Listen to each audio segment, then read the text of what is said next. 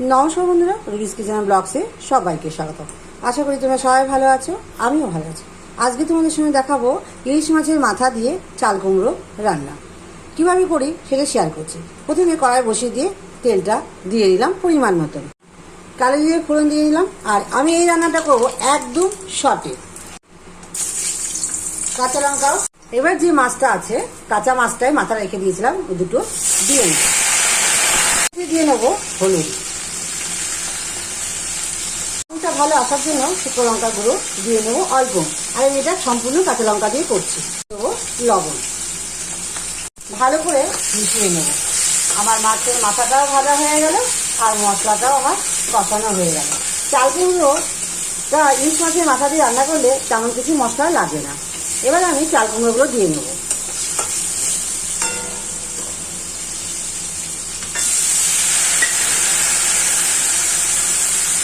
চাল কুমড়োগুলো দিয়ে দেবো। মাছের মাথাটা মশলাটা পুরো কষানো হয়ে গেছে, চাল কুমড়োটা দিয়ে দিচ্ছি।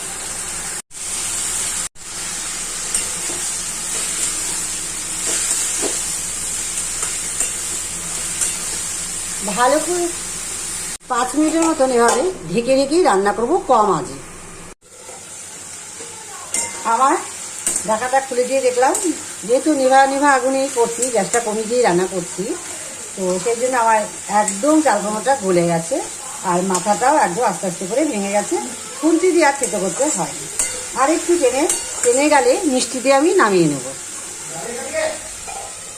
আর একটু ঢেকে দিলাম।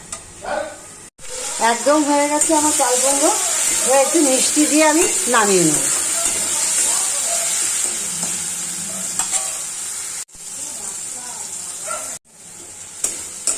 এবার আমি একটা পাত্রের মধ্যে নামিয়ে নিলাম।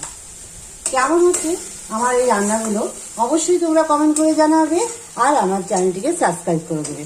আর চাল কুমড়ো আমার একদম রেডি। আমার রান্না যদি ভালো লেগে থাকে অবশ্যই লাইক, কমেন্ট, শেয়ার আর সাবস্ক্রাইব করবে। আজকে এই পর্যন্ত, আবার দেখা হবে আমার সাথে। টাটা।